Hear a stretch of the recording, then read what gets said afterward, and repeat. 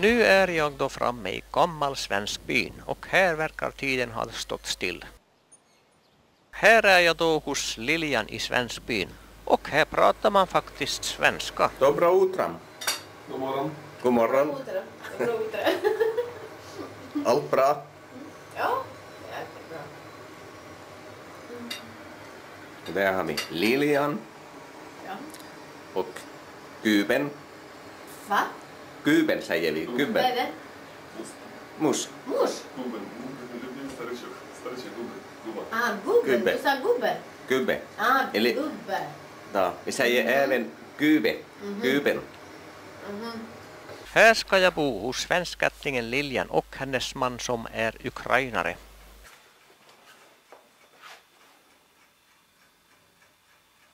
De har en hel del grejer med svenska färger eller med svenska flaggan på. Och det här blir mitt rum under de 3 dagar jag avser att stanna här.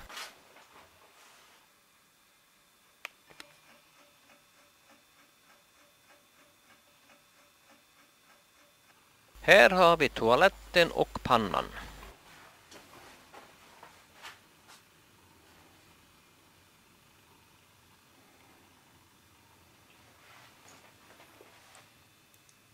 Och här den koleldade pannan med skorstenen som går igenom varmvattenberedaren. Prata på svenska lite. Va? Nå. Hej. Hur mår du? Mår du bra? Va? Mår du bra? Как дела? Нормально. Нормально. Хорошо. Nå, något på svenska. Nej, hon var hård som sten. Det gick inte att få henne att prata svenska.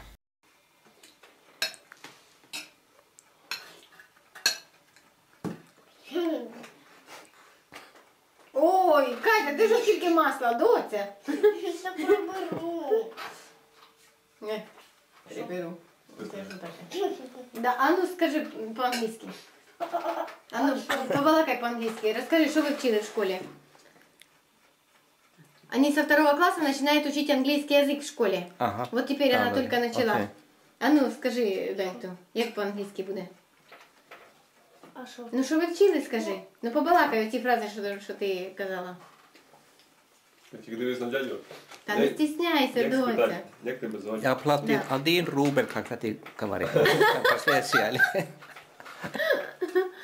Давай. Чекай. Ну, підожди. Adin Сусай. Rubel. Підожди. Хорошо, кажи. I am Katya.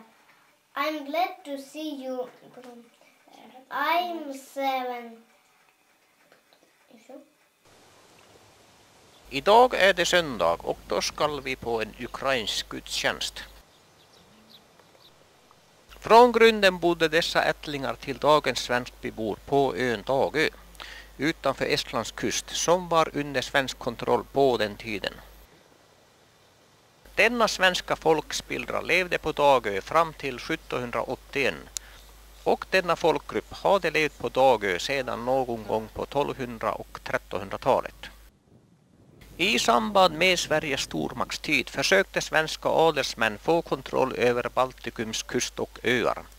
Svenskarna på Dagö höll stånd ända fram till 1781. Svenskarna tvångsförflyttades från Dagö. På den tiden härskade greve Karl Magnus Stenbock på ön. Men beslutet om avvisningen av svenskarna fattades av den ryska kejsarinnan Katarina den andre. I augusti 1781 tvingades svenskarna då att lämna Dagö. Det lovades ny mark att odla i södra Ukraina, nära Svarta havet vid floden Dneperstrand. Det var på grund av rättslig tvist med den svenske godsherren och härskaren på ön Stenbock som löstes så att de berörda Dagöborna flyttades. Katarina den andre anvisade 13 000 hektar mark i ett av ryssarna nyligen erövrat område i södra Ukraina, då kallat nyryska guvernementet, och det området behövde koloniseras och odlas upp. Här kommer prästen som även körde bussen och plockade upp folket till gudstjänsten. Även jag åkte hit i samma buss.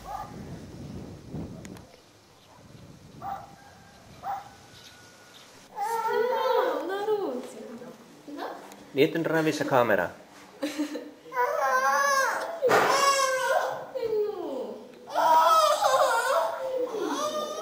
Här har vi en som inte är rädd för kameran. Tiga varis på svenska. Pratar du på svenska? Pratar du svenska? Va? Du pratar svenska? Ja, vad bra. Только по-немецки разговаривать и по-русски. По-немецки и по-русски. По-немецки, по-русски? Да. По светски нету? Нет, он не Ага. Сюда в церковь приходит на праздники много очень.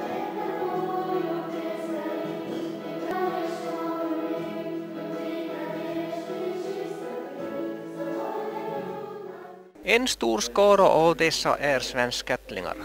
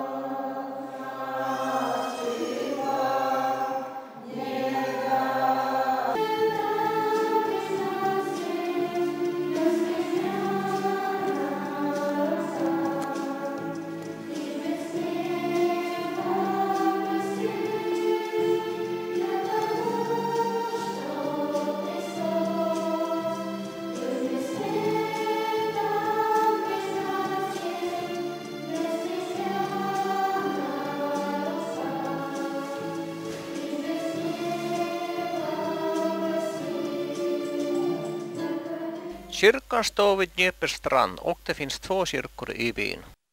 Längs vägkanten står några kreatur och betar. Och enstaka bilar passerar längs huvudvägen in till byn. Добрый день. Добрый день. Добрый день, снимай. Давай. In till vägen står även ett minnesmonument för Kristi födelse. Här går man istället för att ta bilen till korvkiosken. Ja, det finns faktiskt ingen korvkiosk här. Ja, det är rena lugnet här.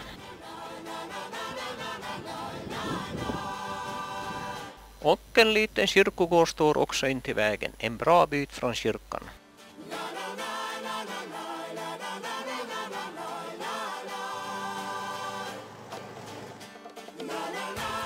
Och här har vi flickorna som sjöng i kyrkan på förmiddagen. Här i vägkorsningen har vi själva centrum med en bar och en affär. Här finns 2 affärer. Ovanför dörren står det magasin och magasin betyder affär. Affären ser faktiskt rätt så bra ut. Varorna snyggt radade på hyllorna och det finns faktiskt en hel del varor.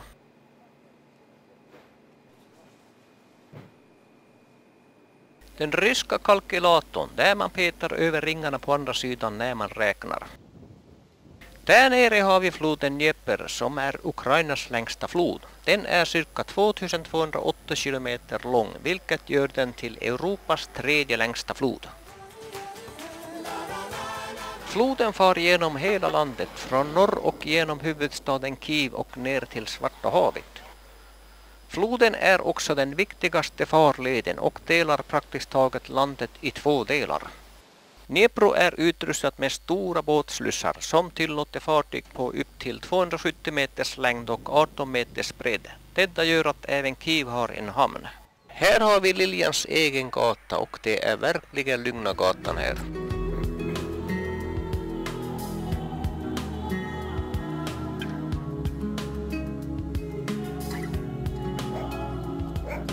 Idag är det livat på gatan för nu är Lilian också ute och går. Hur är det? Är det bra? Ja, det är bra. Gå till kyrkan. Till kyrkan, jaha. Ja. Hon ringer till mig och sa att hon kommer. Aha, kommer hon med båt eller? Nej, jag tycker att med buss. Med buss, aha, Ja. okej. Kyrkan, den där kyrkan? Okej. Kanske vill du följa med? Jag kan följa Eller- med. Jo, jag kan följa Du med. är hungrig? Nej. Nej? Kan du vänta? Jo, jag kan en vänta. timme? Jo, jag kan vänta en timme. Jo.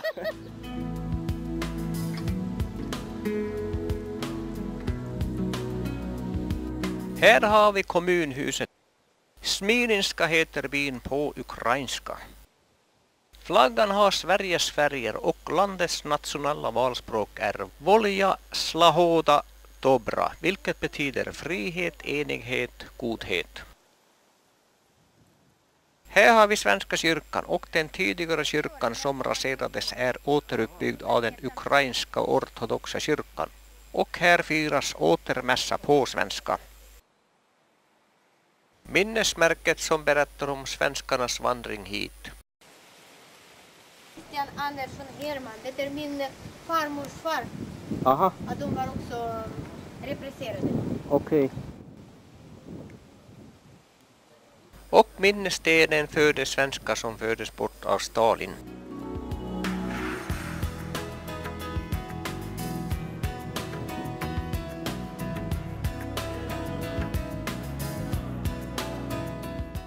Under kommunismens tid användes kyrkan som kulturhus och sedermera även som lagerhus. Det kommer en präst hit från Gotland varje år som håller en svensk gudstjänst i kyrkan. Prästen har också skickat en ny kyrkklocka från Sverige. Området var under en period efter kriget stängt för utlänningar fram till 1980-talet.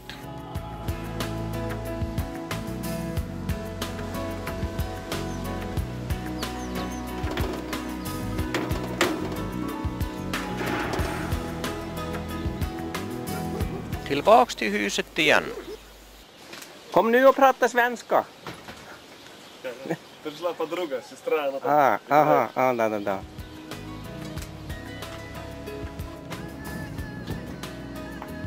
I innergården har de hund och andra djur och även en gammal svensk armécykel.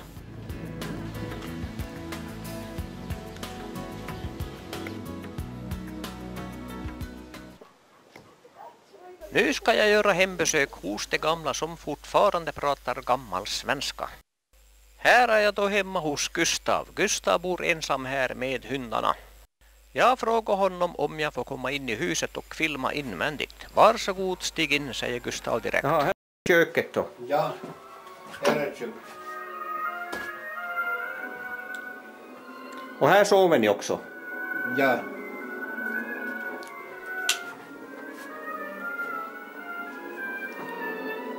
Är det här ni eldar med kolen eller? Här eldar jag med kolen och värmer hela huset. Ja, Det var ju flera rum. ja, det var ett stort hus. Gustav har lovat berätta om livet i Svenskbyn, men han vill att jag även ska prata med hans närmaste granne. Då går jag ut genom grinden igen och in genom nästa grind till grannen i nästa hus. Hon välkomnar mig också in med kameran på husets syn. Hon har en farstu till huset där hon sitter ett tag. Jo, vi kan gå in.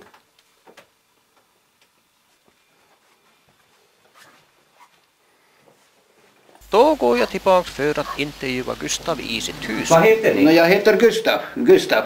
Ja, Mitt efternamn är Annas. Ja. Född jag här i byn. Ja, Döpt jag i Sverige på Gotland i Romarkyrkan. jaha. Det var ännu 29 året. Alltså 1929. 1929. Ja. Är det då ni har kommit hit? Nej, det var än när de körde dit. Jaha, Jag var 3 månader gammal när de körde Sverige. jaha. Ja. Och 31 kom de tillbaka från Sverige. Så jag är född här. Du är född här, ja? Ja, min föräldrar är också född här. Just ja, jo. Vår föräldrar de kom från Dagö, Dagö, Estland, ja. Estland. Det är nu Estland. Jo, just ja. 1782. Svenskarna vandrade i 9 månader från Dagö över Estland till Ryssland och via Moskva söderut till södra Ukraina. Mer än hälften, främst barn och äldre, dyckade under av köld och sjukdomar. Bara de starkaste överlevde kölden och svälten och sjukdomarna ut med vägen. Förflyttningen till den nya bosättningen kom att kallas för dödsmarschen.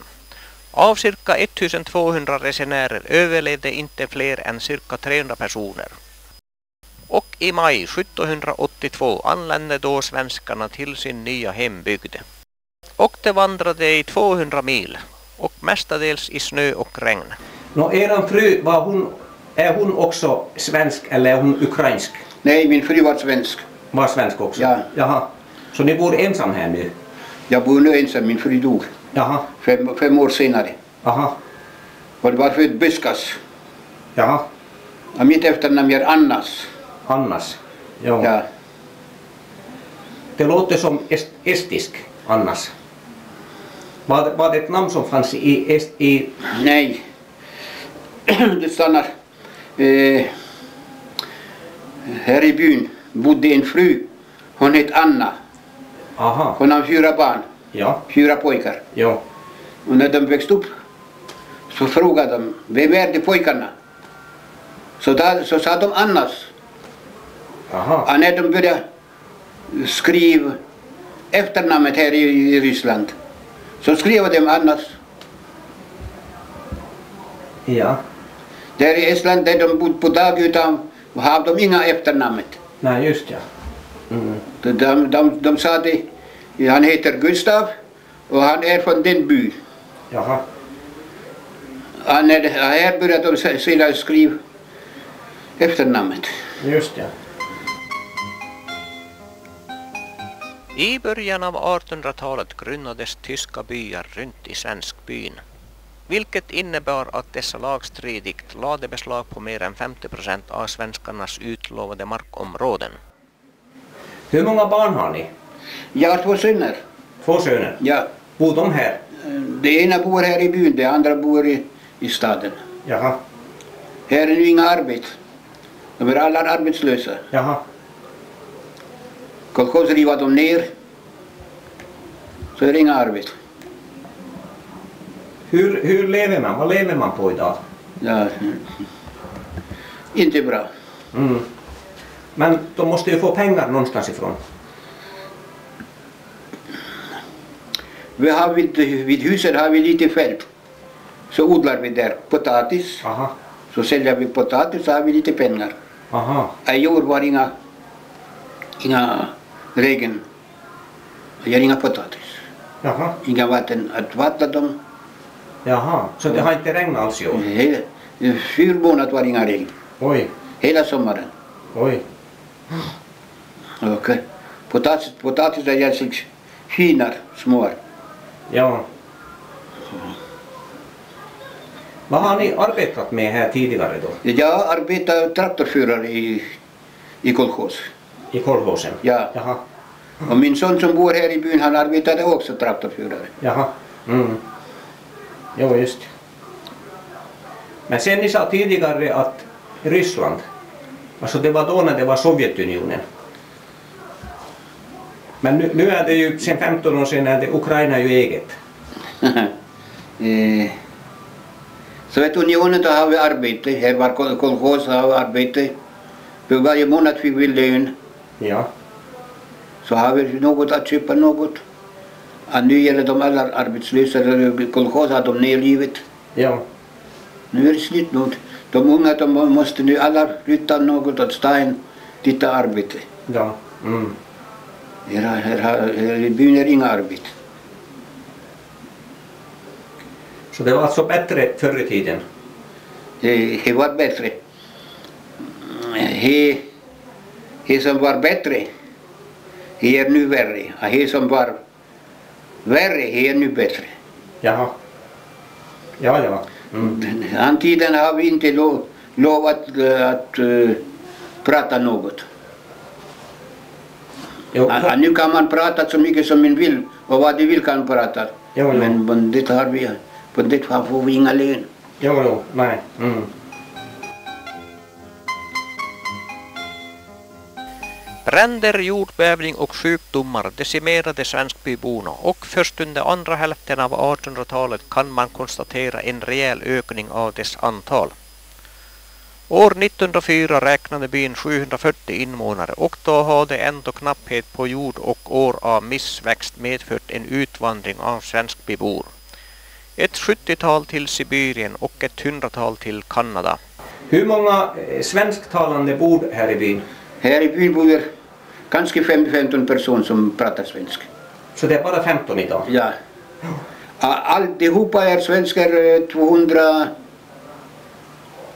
262 personer. Nu det är vår barn och vårt barnbarn och barnbarnsbarn. Ja. De kunde inte prata svenska mer. De har lämnat svenska? De har Ja. glömt svenska? Ja. Jag har 2 söner. Ja. När de var hemma pratade de svenska med mig. Jaha. Och jag pratade med dem svenska. Mm. När de gifte mig med ryssar. Ja. Så måste de prata på ryska med dem. Jo. Och när de kom hos mig, besöka mig, så måste jag prata med dem på ryska. Ja. Fruan vill också veta vad jag pratar med son. Ja. Och så på sakta så lämnar de svenska språket. Jo, just ja.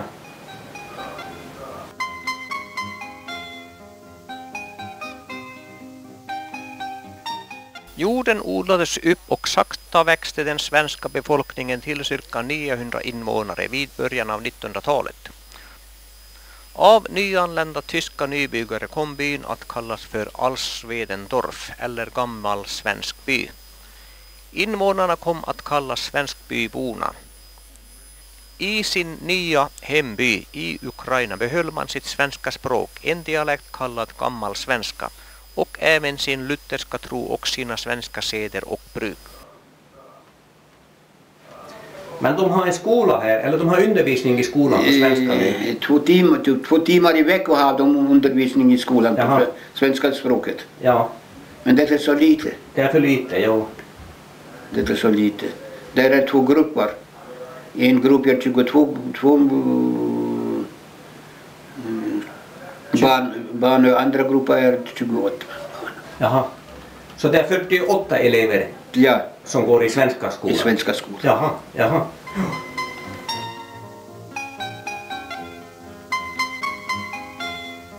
Under 1910-talet blev livet svårt i byn. Första världskriget satte sina spår även här. Men en större spår satte den ryska revolutionen. I början av 1920-talet var det år med missväxt som ledde till en hungersnöd i hela Ukraina och skördade miljontals offer. Även gammal svenskbyn drabbades hårt trots hjälpsändningar från Sverige via Röda korset. Svensk-ukrainsk fabrik. Jo, tomatfabrik. Chumak. Jaha, den heter Chumak. Han heter Chumak. Jaha. Chumak på rysk betyder han som kör åt Krim och hämtar salt. Jaha. Han på rysk heter Chumak.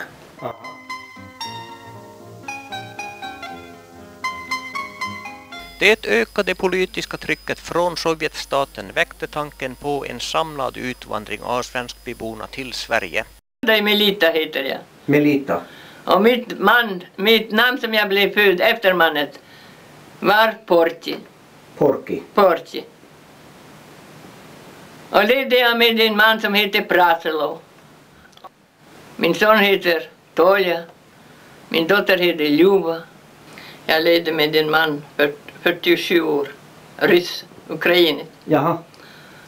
Levde med honom 47 år så blev han död. 36 år var han sjuk alltid. Jaha. Han hade i magen, fick han en gång operation, andra gången fick han över 3 år, andra gången. Ja. Blev bara 3 bitar från magen. Mm. Och sedan var han 69 år blev han död. Här stod han. Jaha. Här stod han fick astma. Och middagen om 12 år ätade han med mig. Om 2:30 blev han död här på stående. Jag hållde händerna och grät. Alena var jag med honom. Jaha. Han kunde ingenting göra annat som gjorde med handen åt mig. Så var han död. Jo. Och sedan, över 3 år blev min dotter död. Jaha.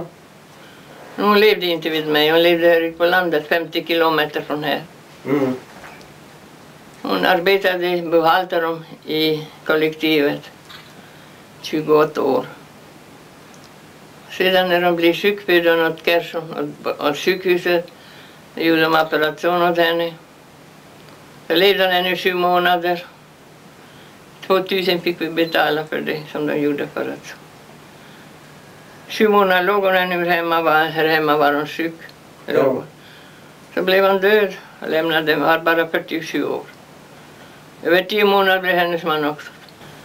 Han sa att när hon inte lever vill jag också inte leva. Ja. Och lämnade sina barn och barn åt mig. Nu får jag hjälpa dem. 400 greven får jag pension. Och mina barndotter hon lärarin i staden. För jag varje månad 100 greven åt henne. Att hon ska ha betalat där som hon sover. Mm. Och så får jag leva. Sätta lite jord här, jag sätter lite potatis. Lite rödbetor, lite gullröver. Ja, då lite rödbetor och lite, vad var det andra? Gullröd. De långa. Purkarna så här. Morkva. Morötter? Morötter. Jaha, just det. Nu i år är det ingenting inte. Vi hade 5 månader inga regn.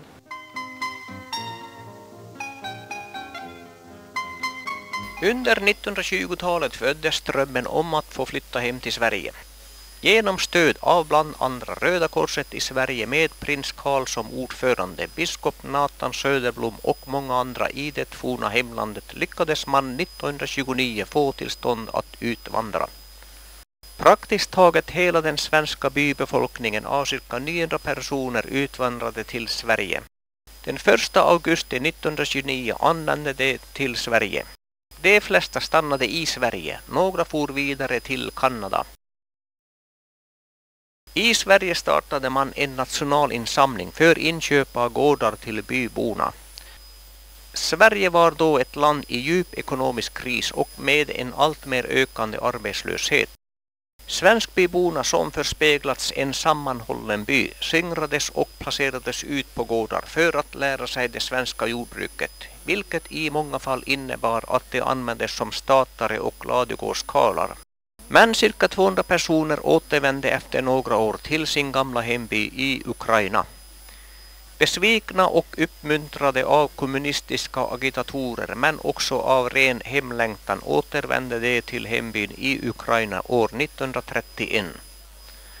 Där de grundade ett kollektivjordbruk med namnet Sveriges kommunistiska parti som ägde bestånd fram till 1962. Jag var i Sverige när jag var liten. Jaha. Döpte mig i Sverige. Ja, men inte efteråt? Efteråt var jag inte i Sverige. Nej. Det var svårt att få, för ukrainare, svårt att komma in i Sverige. Svårt att få visum. Vi har inga pengar att betala för vägen. Okej. Ja. Så det är dyrt dessutom? Ja.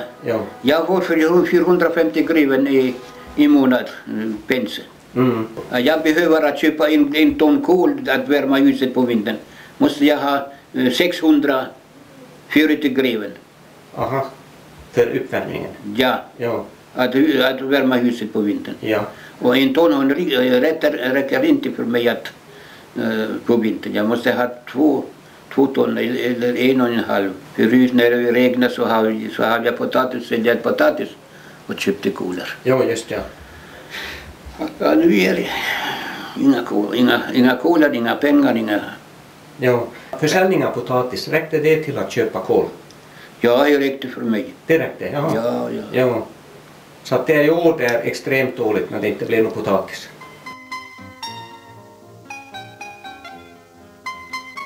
De som återvände hit fick det inte lätt då de möttes i början av 30-talet av stalinismens utrensningar. Förvisningar till Sibirien, fängelsestraff och ibland avrättningar. Trots kommunismens hårda grepp över befolkningen bevarade svenskarna sin tro, sitt språk och sina seder. Oftast med risk för fängelsestraff och ibland dödsstraff. Inte bara en svensk by? Ja. Ja, just ja. Och min far han vill komma tillbaka. Min mamma vill inte komma tillbaka. Men min far han stod på att komma tillbaka. Mot slutet av 1980-talet kom perestrojkan och glasnost i Sovjetväldet. Detta gjorde det möjligt att i början av 1990-talet på allvar ta upp kontakten med de isolerade svenskarna i Ukraina. 1992 upprättades en vänskapsförsamling mellan Norra Kyrketorps församling i Skövde och den svenska lutherska församlingen i Gammal Svenskbyn. I januari 1992 genomförde Norra Kyrketorps församling sin första resa till byn. Och nu alena pratade jag med min hund och med min katt. Jag hade inte med ingen att prata. Gud tog bort min dotter. Tog bort min mor. Så får jag alena leva. Det är svårt alena redan. Jag är redan 81 år. Jo. Det är redan svårt att leva alena. Jag lever i denna stugan redan 57 år. Det är svårt att leva. För ryska tiden var det lättare att leva. Ser du. Det var kollektiv. Nu alla hade arbete. Alla hade arbete. Unga och gamla. Alla fick arbeta efter kriget. Vi fick arbeta. Min son var bara 7 månader för jag förde den åt barnhemmet om dagen. Och kvällen tog jag hem honom. Och nu hade de inga arbete inte. Kollektivet gick från. Landet ligger. Inga arbete hade de inte. Så går de om natten. Jag hade 24 hönor och 2 toppar. Så kom de en natt och tog 12 hönor och en topp. Över 2 veckor kom de och tog de andra hönorna och toppen. Jag blev utan. Vem tog hönorna? Det var mina grannar. De ville dricka. Grannar. De ville dricka. Alla, jag är alena kvar. Vi var 4 systrar och en bror. Under de första åren reste Kyrketorps med hjälpsändningar, kläder, skor, socker, sjukvårdsmaterial, läkemedel med mera. Men under de senaste åren har mer och mer av personlig kontakt och gudstjänst på svenska i Gammal Svenskbyn kommit att betonas. Den materiella hjälp som nu ges förmedlas via en svensk fabrik som tillverkar ketchup i Kassouka, några mil från Gammal Svenskbyn. 29 året började kolchosen. Alltså 1929? Ja, 1929. När svenskarna körde åt Sverige så var det inga kolchos. Ja. Så efter kommunismens fall då försvann Ja, kolchosen? när kommunismens fall så fall kolchos. Ja.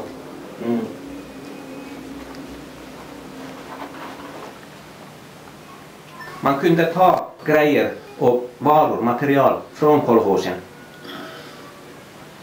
Nej. Man fick inte ta? Nej. Vi måste köpa allt på marken. Jaha. Kolchos var en stor, han av 5600 hektar fält. Jaha.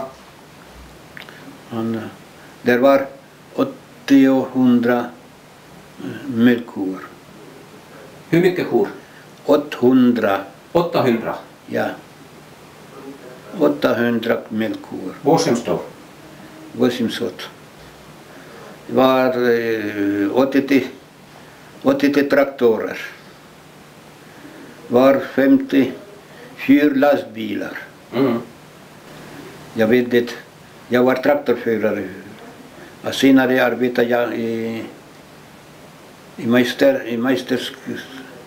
Majsterna som reparerar traktorerna. Jaha.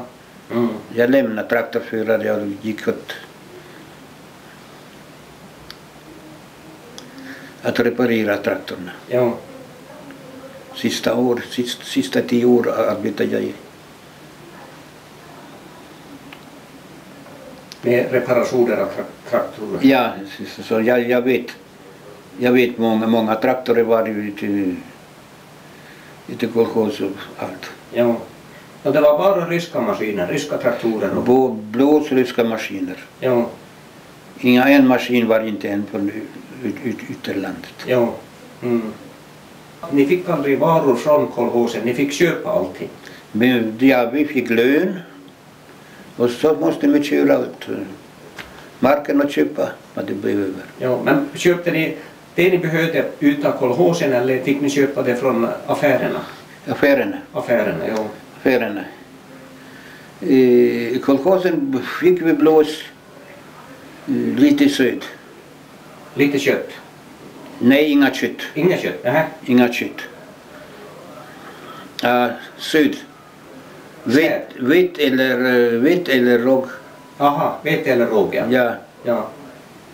Det är inte mycket. Det är 400-500 kilo. Jaha. Det fick ni alltså Det utan fick vi på en kolchos, men vi måste betala åt kolchos. Jaha. Var det stränga regler under kolchostiden? Ja.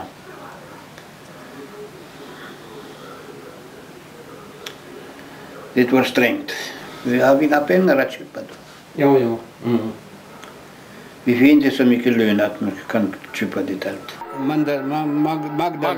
Magda kallas hon. Och där har vi svenska flaggan. Ja. Här är det hälsningar från Sverige. Det är mycket hälsningar från Sverige. Jo.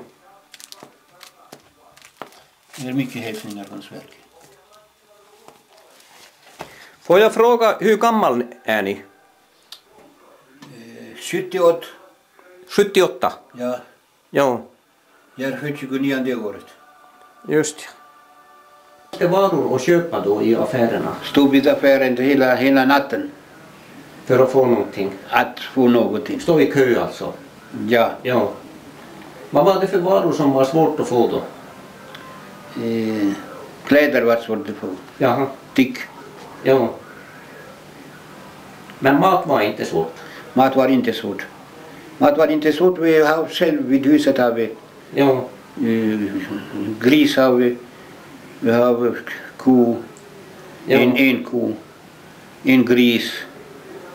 Har lite höns. Ja. Har lite onkor. Ja, just det. Eller gäss. Yes, ja. Så har vi jämt hemma lite kött att koka soppa. Jo, just ja. Mm.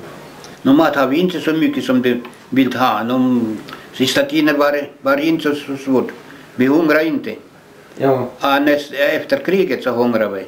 Jaha. Bröd fick vi till affären på korten. Jaha. Var ransonerat alltså? Ja, det räckte inte. Men det var på grund av kriget? Det var efter kriget, ja. Ja. Mm. 47 året var i missväxt. Jaha. Så var en hungertid här. 47 året dog många svenskar här. Jaha. Var svullen och dog. Hos mig dog också min bror och min syster dog också ute svullen. Ja, på grund av svält? Ja. Ja. Mm. Tack ska du ha. Ja, varsågod. Ni skulle inte vilja flytta till Sverige? Här är det så sent för mig att flytta till Sverige. Ja, men annars skulle ni vilja flytta till Sverige? Annars kanske. Ja. Och här har vi Gustavs bröllopsfoto. Vad är de här medaljerna här? 60 år. Det är min födelsedag. Födelsedag, jaha. Ja, titta här. Där har vi konungen. Ja. Och detta är min barnbarn. Barnbarn? Ja. Den här? Nej, alla. Alla är barn, dina barnbarn. Jaha. Ja, det var inte dåligt. Jag gick här 4 år i skolan. Därför kan jag prata på rikssvenska. Mm. Och kan skriva och kan läsa. Men i alla fall kontakt med släkten i Sverige? Nu, jag skriver åt dem brev många gånger. Inga svar på det inte. Mm. Jag vet inte, komma inte breven in. Ja. När vi kom tillbaka från Sverige var här hungerår. Folk hade ingenting att äta. Ingenting inte. Så började vi kollektivet arbeta efter kriget. Efter kommunism. Vet du när det var kommunism? Jo. Så var kollektivarna. Och så fick vi arbeta alla i kollektivet. När inga pengar fick vi inte. En dag när jag arbetade så gjorde de ett åt mig.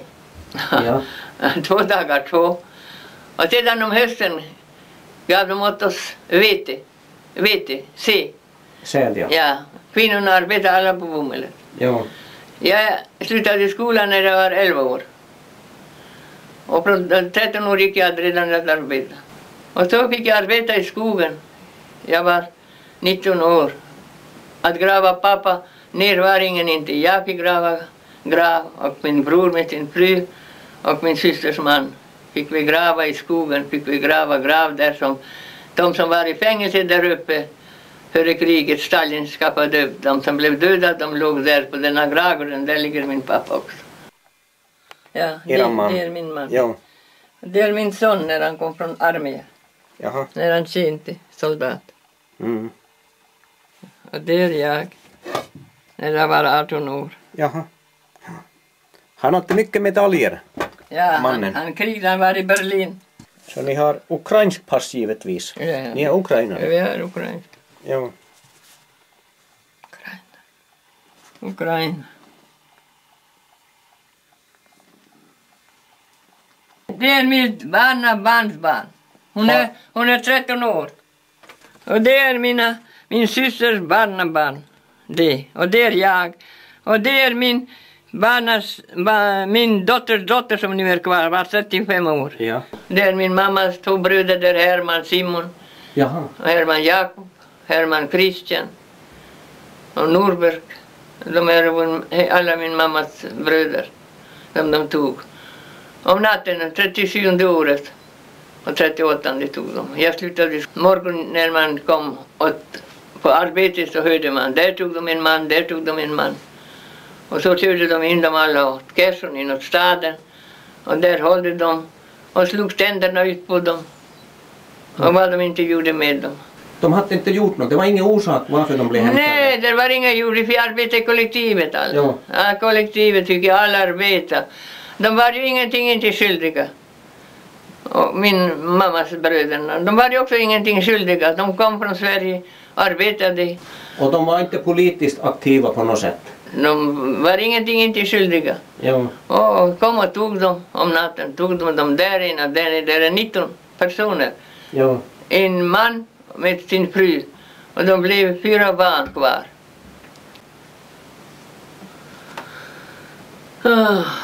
Очень интересно.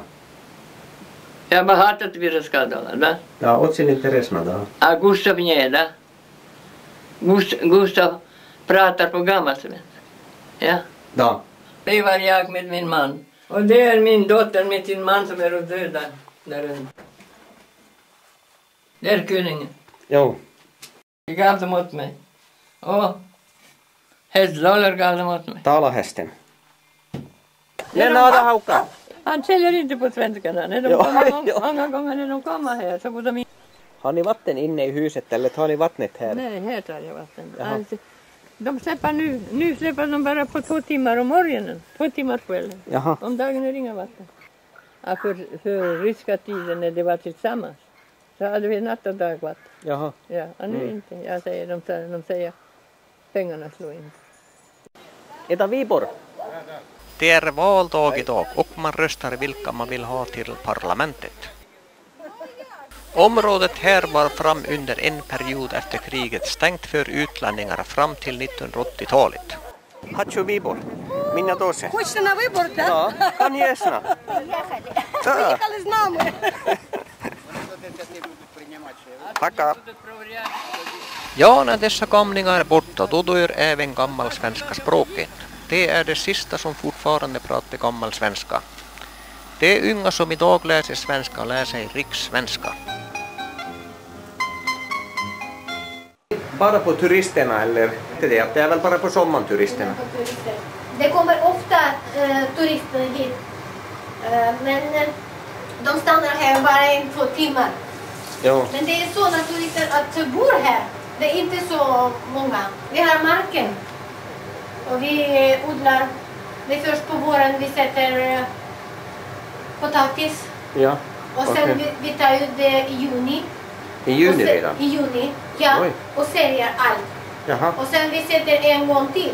Vi sätter potatis. Aj, jaha. Och morötter. Så ni får 2 skördar potatis? Ja. Oj. Ja. Och morötter, då vi säljer det på vinter. Jo, just ja. Och vi kan leva. Jo, just det. Vad bra. Jo. Vi kan tjäna pengar. Och också vi har grisen. Och vi säljer det. Jo, just ja. Och det är alla djur att vi har ankor och goss, Joo, höns. joo just ja. Interesna. Inte ledsna. Det bara sprakar ur gasspisen när Lilian kokar middag. Красиво так вместо, да? Наверное, стало. De var väldigt intresserade att se på bilder i kameran. Jag hade med även en CD-skiva med en massa bilder som jag lämnade till familjen. Och på kvällen körde vi igång deras DVD-spelare och tittade på foton i deras TV där jag fick berätta till bilderna. Det här var en riktig mackapär. Det är en gammal riskil som används för att transportera gods med. Och tiden verkar ha stått still här. Det är stor skillnad mellan städerna och landsbygden. Det finns storstäder som aldrig sover och oräkneliga små byar där tiden verkar ha stått stilla. Hej! Hej! Hej, hej! Pratar ni svenska? Ni etkä varis på svenska? No. Nej, de här kunde ingen svenska, men istället vill de visa upp sina färdigheter. Hej, hej! Hej! Monster! Monster! Man har en skola i byn och man har 10-årig grundskola och man börjar skolan vid 7 års ålder. Ukrainan monster. Ukrainski monster. Da. De flesta skolor är statliga, men sedan några år finns även privata skolor. Ukraina har 10 universitet samt över 100 högskolor. Tina jo, hej. Sto eda hej. Добрый день. Da. Какой страны? Hej. Швеция. Svetsi. Da, Svetsi. Tosi monster. Niet monster.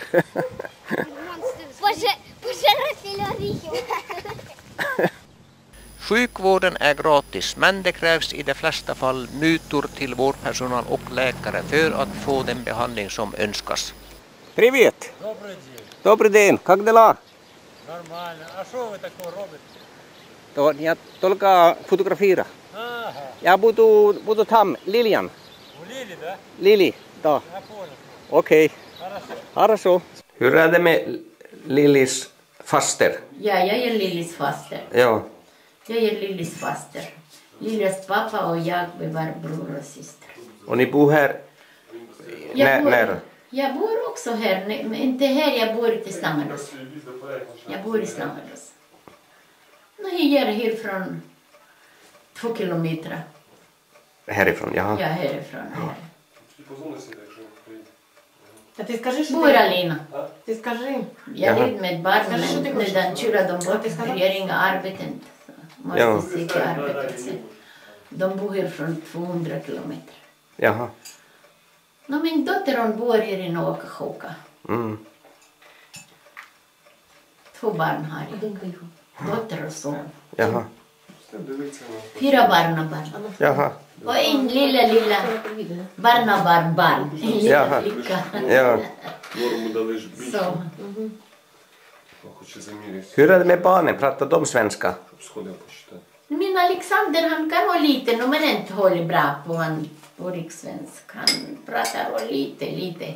Ja. Men han har inte så mycket praktik. Ja, han har ingen praktik. När ni träffas samma generation på byn, pratar ni svenska eller ryska? No, de är ryssar måste vi prata på ryska. Jo, men med de andra svenskarna. Då vi kommer ihop så kunna vi lite prata på gammalsvenska. Ja. Vi ska glömma bort vårt språk. Men så måste prata på ukrainska för alla era ukrainare. Ja, precis. Svenska är lite ord. För båda de två jag pratade med till, de pratade om att det var bättre under kommunisttiden för att då fanns det mat och, eller de kunde köpa mer. De hade mer pengar. Ja, mer pengar var men i affär var ingenting att köpa. Det fanns ingenting att köpa, ja. Men Lilian, hon har lite annan åsikt om. Hon är kanske kapitalist, va? Ja. Han är kapitalist. Lilla är kapitalist. Lilla är kapitalist. Да. Это капиталист. Я сказала йому зовсім по-другому. Я казала, kan jag prata på ryska? Prata på svenska. Jag sa det för Det är alla gamla, de sa att det var bättre med kommunistiska tider när det var Sovjetunionen. Jag sa dem, ja det var bra därför att de arbetar på kolchosen. Och alla har hemma kor, alla djur. Och de tjuvar från kolchoset allt mat till sina djur. Det var bra. Ja. Men nu du måste betala själv. Det finns ingen kolchos. Du måste betala själv. Nu det är dåligt. Ja, de gör alla...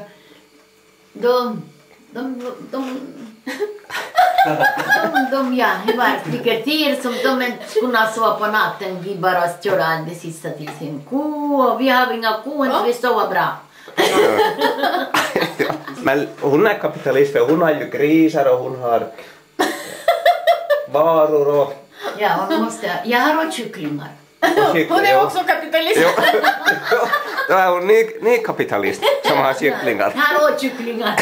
Ja. Приводим до зарплаты, ну что ты за колхоз? Скажи. Jag vet inte. 3 år inte pengar på arbetarkolchosen. Jaha, 3 år. Inte pengar. Inte pengar, ja. Gratis. Han arbetar gratis. Ja. Men de betalade till sist i alla fall. Men man får vänta 3 år. Nej. Inte alls. Nej, då han fick inte. Oj. Nej. Inte alls. Då han slutar arbeta. Han sa jag vill inte arbeta gratis på kolchosen. Det är bättre att jag ska arbeta hemma. Jo. Och vi kan odla något och sälja då vi kan överleva så. Då har bilen kommit som ska köra mig till Bergslav. Hej då! Hej då. Hej.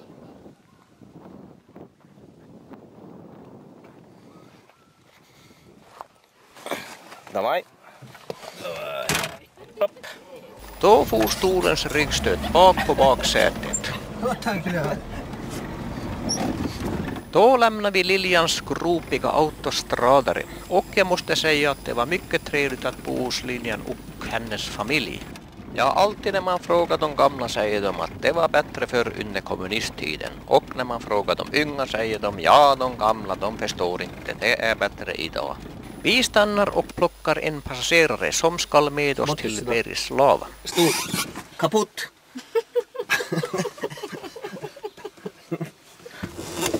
Niet robotstol. Ja, det var en lustig stol, men man får bra kontakt med passagerarna på det viset.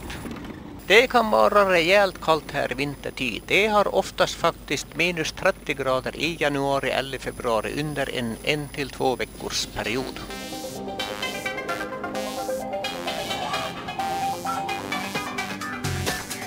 Vägen följer floden Nöpre söderut. Nu ser man lite vyer efter vägen. När jag kom hit var det mörkt så man såg ingenting. Och här är det helt normalt att man röker i bilen. Det gör nästan alla.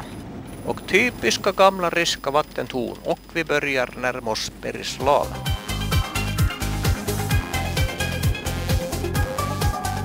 Här har vi den 3-mansstarka sopbilen som håller på att lasta soporna.